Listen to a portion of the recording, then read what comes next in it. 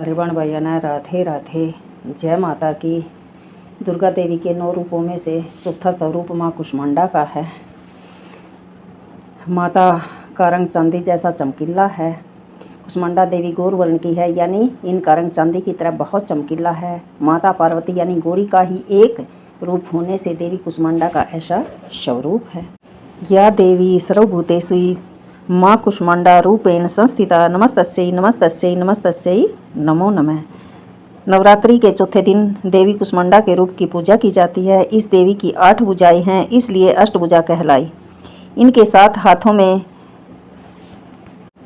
कमंडल, धनुष, बाण, कमल पुष्प, अमृत कलश, चक्र तथा गदा है। 8वें हाथ में सभी सिद्धियां और निधियों को देने वाली जयमाला है। इस देवी का वाहन सिंह है। इस देवी का वास सूर्य मंडल के भीतर लोक में है। सूर्य लोक में रहने की शक्ति अक्षमता केवल इन्हीं में है। इनके शरीर की कांति प्रभा सूर्य की भांति ही देदीप्यमान है। इनके ही तेज से 10 दिशाएं आलोकित हैं।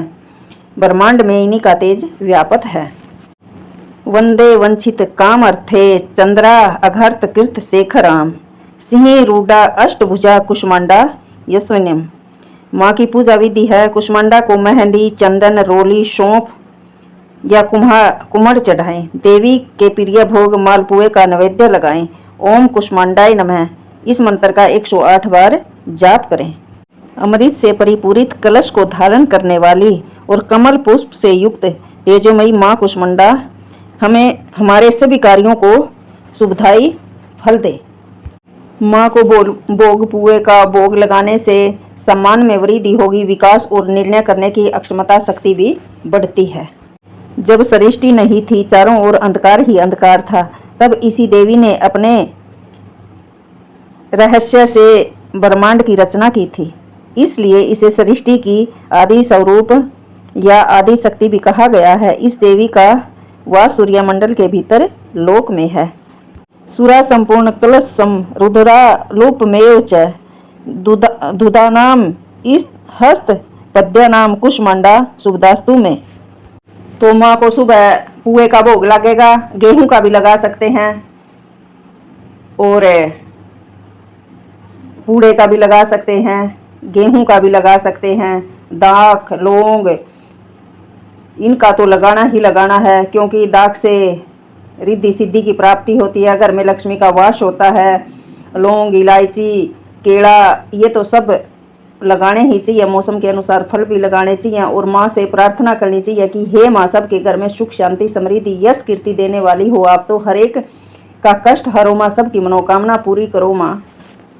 तो माँ से प्रार्थना करो, हे माँ भगवती, भटक जाऊं कभी सही राह से तो मुझे सही रास्ता दिखा देना। इस दुनिया में मेरे जो भी हैं बिगड़े काम बना देना। जय माता की। पापनाश और भक्ति की प्राप्ति के लिए मंत्र है माँ का।